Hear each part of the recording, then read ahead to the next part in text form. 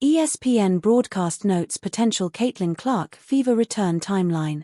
Another Indiana Fever game has come and gone without star guard Caitlin Clark on the court, as she missed her 11th straight game, 12th straight if you include the 2025 WNBA All-Star Game, which took place on her home court against the Dallas Wings on August 12.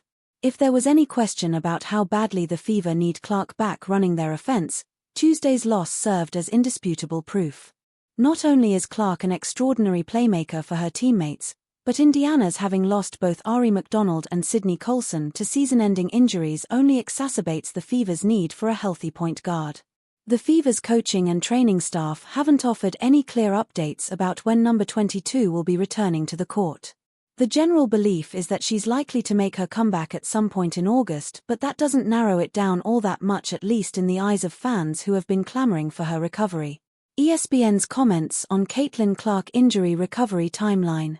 Indiana's August 12 game against Dallas was broadcast on ESPN.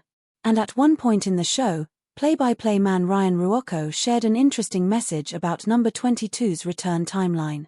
Indiana will play Washington on Friday at home and at Connecticut, who has the worst record in the league, on Sunday. Then they have a week off before playing Minnesota twice home against Seattle.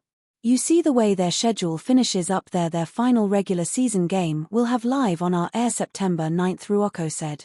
Now, that stretch where they have the week off is where Stephanie White iterated to us today. She's hoping Caitlin Clark returns to practice, he added. Talked yesterday about how Caitlin has been running more, doing more on-court work.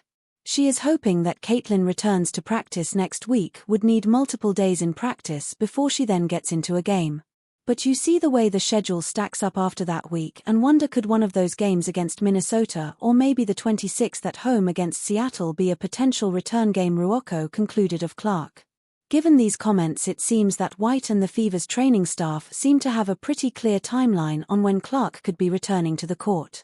Of course, everything will depend on how number 22 is feeling once she returns to practice, but a return at some point in late August seems like the most likely scenario.